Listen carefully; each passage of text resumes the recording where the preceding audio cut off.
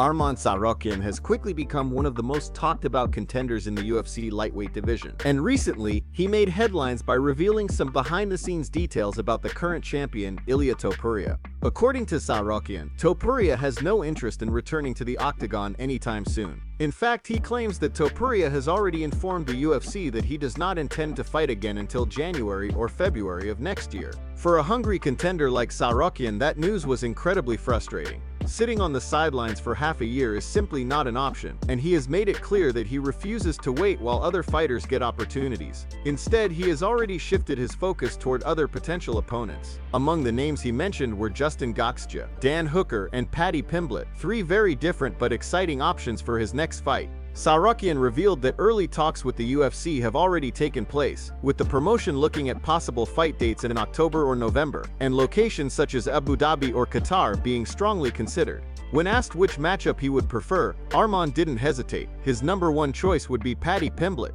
He explained that the fight makes sense both competitively and financially. Pimblett carries one of the biggest fan followings in the sport, and a victory over him would not only secure a huge payday but also push Tsarukyan further into the mainstream spotlight. This comes in the aftermath of Tsarukyan accusing Topuria of ducking him following Ilia's historic victory over Charles Oliveira at UFC 317. The night Topuria shocked the world and cemented his place as the new lightweight champion. Many analysts and fans believed Tsarukyan should have been next in line for the belt. After all, he had already defeated Oliveira in dominant fashion at UFC 300, a performance many consider the best of his career. Adding to the frustration, Tsarukyan was originally scheduled to fight Islam Makhachev for the lightweight title at UFC 311, but a back injury forced him out. Oliveira stepped in as the replacement and took the opportunity that many felt rightfully belonged to Arman. From Tsarukyan's perspective, it's easy to understand his frustration. He has put in the work, collected big wins, and stood on the brink of a title shot, only for timing and circumstances beyond his control to hold him back. Now, with Topuria delaying his return, Arman is determined to keep moving forward. A fight with Justin Gaethje would be a guaranteed fan favorite, showcasing violent exchanges and testing Tsarukyan against one of the most dangerous knockout artists in the division. A matchup with Dan Hooker would provide an exciting clash of styles and a chance to test himself against a battle-hardened veteran. But the golden ticket, at least in Arman's eyes, remains Paddy Pimblett, a fight that could catapult him into superstardom. One thing is certain, Arman Tsarukyan isn't waiting for Ilia Topuria. He's determined to stay active, continue proving himself, and secure his rightful place in the lightweight title picture. That mindset is exactly what fans admire in a true contender. Before moving to the next news, we have one quick request for you. We're constantly working on improving our content to earn your love and support. That's why we would truly appreciate it if you could take just a moment to leave a like on this video, subscribe to the channel, and hit the bell icon so you never miss an update. Let's switch gears to Islam Makhachev, who is currently deep in preparation for his highly anticipated welterweight debut against Jack Della Maddalena. This isn't just another fight for Islam, it's a career-defining move. For years, fans and analysts have speculated whether Makhachev would eventually outgrow the lightweight division, given the brutal weight cuts he had to endure to make 155 pounds. Now, instead of pushing his body to its physical limits, Islam is moving up to 170 pounds, embracing the opportunity to test himself against bigger, stronger competition. But this transition is about much more than just health. It's about chasing greatness. Makhachev has his eyes set on joining the short list of fighters who have captured UFC gold in 2 divisions, an accomplishment reserved for only the elite few in the sport's history. What makes this move even more intriguing are Makhachev's recent comments. In a surprisingly candid moment, he admitted that he's no longer sure if he can physically make the lightweight limit again. That revelation sent shockwaves across the MMA community. For years, fans had been anticipating a potential super fight between Makhachev and reigning featherweight champion Ilia Topuria, a clash of champions that many believed could become one of the biggest events in UFC history. But if Islam can no longer safely return to 155 pounds, that matchup suddenly becomes far more complicated. At a recent Eagle FC press conference, Makhachev was asked directly about the issue. His response was cautious but honest. While he didn't completely rule out a return to lightweight, he admitted it may not be realistic moving forward. Considering how much harder weight cuts become as fighters age and continue to add muscle, his concerns are completely understandable. Still, the uncertainty leaves fans wondering if that dream matchup with Topuria will ever actually materialize. For now though, all attention is on his upcoming challenge at welterweight. Jack Della Maddalena is no easy opponent. He's one of the division's most dangerous strikers, known for his aggressive pace and finishing ability. A victory here would be monumental. If Makhachev can walk through Della Maddalena and capture the welterweight title, his legacy would skyrocket. He would join the elite group of two division champions, cementing his place among the greatest fighters ever to step inside the octagon. Still, one big question remains. Will fans ever see Islam Makhachev versus Ilia Topuria? As of now, the answer is uncertain. If Islam settles at welterweight, there may be little incentive for him to put his body through the agony of another lightweight cut just for one fight. On the other hand, if Topuria eventually moves up, the door could reopen. Either way, Islam's decision to move up in weight has already reshaped the landscape of two divisions. Fans around the world are watching closely to see how this next chapter in his career unfolds. Nate Diaz has once again found himself in the headlines, this time for his sharp criticism of Khamzat Chimaev's performance at UFC 319. In typical Nate Diaz fashion, he didn't hold back, going straight for the jugular with his comments. Diaz referred to Chimaev as a big old scared child, a strong statement considering how dominant Chimaev has looked throughout his career. Diaz explained that his criticism wasn't about the fact that Chimaev won the fight, it was about how he won. According to Nate, Chimaev avoided striking exchanges with Dricus du Plessis and instead relied heavily on his wrestling, controlling him for nearly 5 rounds. To Diaz, this wasn't the mark of a fearless fighter looking to finish a fight, but rather the behavior of someone playing it safe. He argued that Chimaev appeared more concerned with holding position and landing what Nate described as soft punches rather than risking a knockout attempt or giving du Plessis any chance to escape. In an interview, Diaz broke down his perspective in detail. He's supposed to be the big scary guy, right? But when he had him inside control, he was just holding him and hitting him with little soft punches. That's what people don't get about that style. That's a scared fighter. He's scared for his life. He's afraid that if he lets go to throw hard shots, the guy might get up and get away. That's a scared style to me. He comes off as this big intimidating guy, but really he's just a big old scared child. For Diaz, this criticism goes beyond one fight. It's about the mentality of a fighter. He has always believed that true warriors step into the cage ready to risk it all, whether that means knocking someone out or being knocked out themselves. Playing it safe, controlling an opponent for 5 rounds without going for the finish, simply doesn't align with Diaz's old-school vision of what makes a fighter truly great. Of course, not everyone agrees with Nate's take. Many fans pointed out that Chimaev completely dominated du Plessis and never gave him a chance to mount any offense. To them, that level of control shows Chimaev's skill and intelligence. After all, the goal in MMA is to win fights while minimizing risks. Why should a fighter be considered scared simply for using a more strategic approach? Still, Diaz's words hit hard because of who he is and what he represents. For him, fighting has never been just about wins and losses. It has always been about heart, courage, and honor. That's why his criticism struck such a nerve.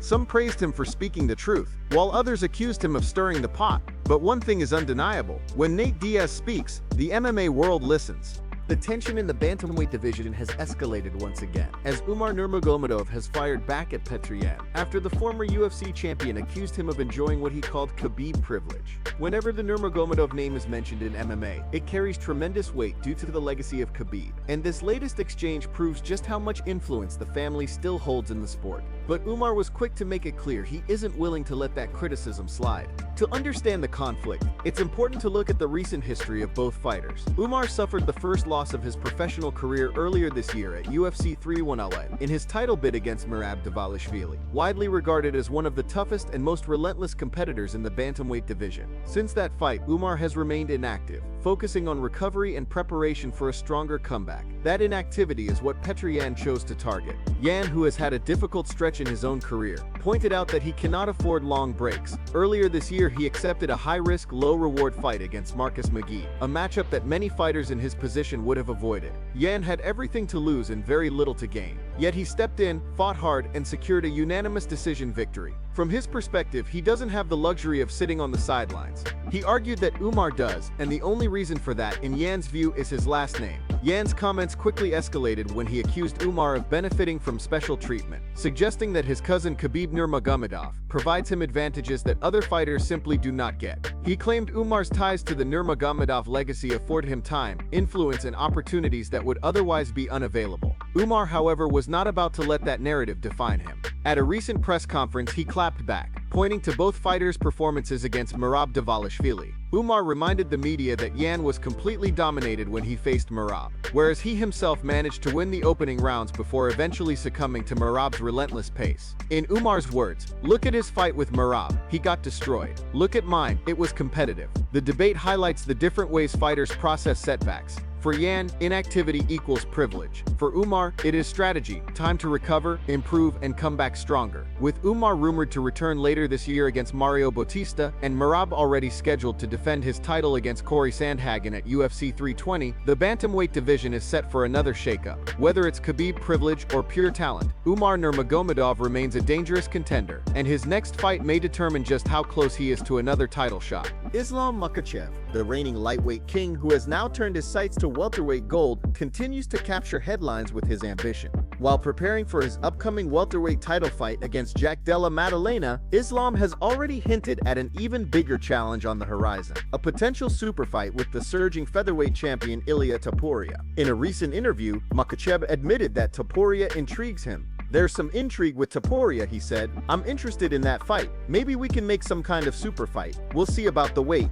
That simple statement instantly sent shockwaves through the MMA community. After all, the size gap between the two champions is significant, and Islam himself has expressed doubts about whether he could realistically cut back down to lightweight. Still, when a fighter of his caliber mentions a matchup of this magnitude, the sport takes notice. The prospect of Makhachev versus Topuria is electrifying. It's the kind of cross-division clash that defines eras. Two champions, both undefeated in title fights, both riding waves of dominance. Stylistically, it's a classic confrontation. Topuria brings explosive boxing, knockout power in both hands, and the swagger of a young champion hungry to cement his legacy. Across from him would stand Makhachev, a relentless grappler with suffocating control, world-class wrestling, and increasingly underrated striking. It's the quintessential striker versus grappler showdown, one that would not only sell pay-per-views but also etch itself into the history books. But before any super fight can become reality, Makhachev must first get past the enormous task in front of him. This November at Madison Square Garden, he faces Jack Della Maddalena, the Australian sensation who shocked the world earlier this year by defeating Belal Muhammad at UFC 315 to claim the welterweight strap. Maddalena's sharp boxing, relentless forward pressure, and composure under fire have made him one of the most dangerous welterweights on the planet. For Islam, dethroning him would mean joining the rare club of two division champions, a feat that would cement his place among the all-time greats. Islam's journey itself is remarkable. Since beginning his professional career in 2010, he has carved out a record of near perfection. After tearing through the regional scene with a 7-0 start, he entered the UFC in 2015. His only setback came nearly a decade ago, a shocking defeat to Adriano Martins. Since then, he has gone 16-1 in the promotion, claiming victories over names like Charles Oliveira, Dustin Poirier, and Alexander Volkanovski, whom he defeated twice. He captured the lightweight crown at UFC 280, defended it 5 times, and later vacated it in 2025 to pursue welterweight glory. If Islam defeats Maddalena, his legacy will skyrocket to legendary status. And if that victory leads to a super fight with Topuria, the MMA world may witness one of the most historic clashes in combat sports history. Let's revisit a fight that never actually took place inside the octagon, but still remains one of the most talked about what-if matchups in MMA history. Daniel Cormier versus Brock Lesnar. Even years later, the mere idea of that clash continues to fuel debates among fans around the world. Recently, Daniel Cormier shed some light on why he believes that potential bout would have been one of the easiest matchups of his entire career. Cormier, who etched his name in UFC history by becoming a 2-division champion, reached the pinnacle of his heavyweight run when he knocked out Stipe Miocic to capture the title. That moment was made even more electrifying by what happened immediately afterward. As Cormier celebrated his victory inside the cage, Brock Lesnar, one of the biggest stars in combat sports and a former UFC heavyweight champion, stormed into the octagon. The WWE legend's surprise appearance instantly created shockwaves across the sports world, setting the stage for what seemed like an inevitable blockbuster showdown. Fans were buzzing, media outlets exploded with coverage, and for a short while it felt like Cormier versus Lesnar was destined to happen. But history tells a different story. The fight never materialized. Lesnar ultimately chose to return to professional wrestling, leaving what could have been one of the most lucrative matchups in UFC history sitting on the shelf. Looking back now, Cormier admits that it was a missed opportunity, not because of the competitive challenge, but because of how favorable the fight would have been for him. Cormier openly stated that he considered Lesnar to be one of the safest matchups he could have asked for at heavyweight, even calling it potentially the easiest fight of his career. His reasoning came from observing what his teammate Cain Velasquez had done to Lesnar years earlier. Velasquez had completely dismantled Brock with relentless pressure, superior speed, and unmatched cardio, exposing glaring weaknesses in Lesnar's game. Cormier, confident in his own abilities, believed he could replicate that success with even more composure and technical precision. He even referenced the lasting scar under Lesnar's eye, a reminder of Velasquez's dominance in their fight. To Cormier, Lesnar was the golden goose, a massive payday wrapped in a highly winnable fight. Of course, fans will never know how that clash would have unfolded. Lesnar's size, raw power, and NCAA wrestling credentials always made him a dangerous opponent, but Cormier's championship-level skill set, discipline, and experience likely would have tipped the scales. Still, the mere thought of that matchup continues to intrigue fans, serving as one of the greatest what-ifs in MMA history.